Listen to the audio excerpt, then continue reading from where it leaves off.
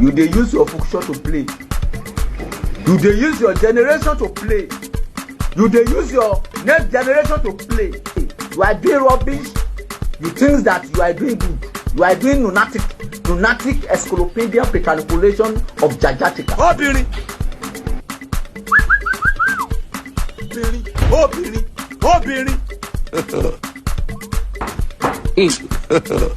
God have mercy upon us.